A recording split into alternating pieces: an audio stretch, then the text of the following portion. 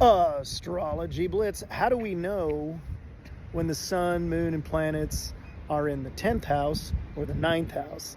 10th house and the 9th house are divided by the midheaven, the very top of the chart.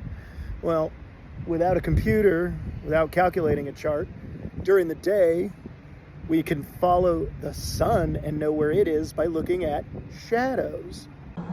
Let's look at the shadow of this telephone pole. Oh, look at there. It is on the west side of the telephone pole. That means the sun is still rising in the east. The sun is in the 10th house, rising towards the midheaven. All right, let's wait a few minutes. Well, it's a few minutes later, and you can see it looks like it's straight above, but if you look at the diagonal there of the telephone pole, we know that the sun is still over here in the 10th house. It hasn't crossed over to the 9th house yet.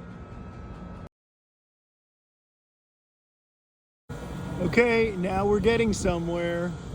The sun is right above us, and it's marked clearly by this telephone pole. And it's not just a telephone pole. Look at the light post here. Same thing. Sun in the 10th ascending to the midheaven, and then it'll descend into the 9th. Everything's really in line now.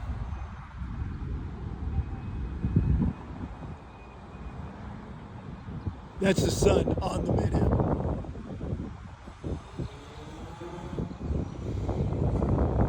It's not just me at my place. You can do this in your neighborhood too. Follow the sun's shadow in the west as the sun rises in the east. And all of a sudden, you'll see the shadow moving towards the east because the sun is now in the west. It is descending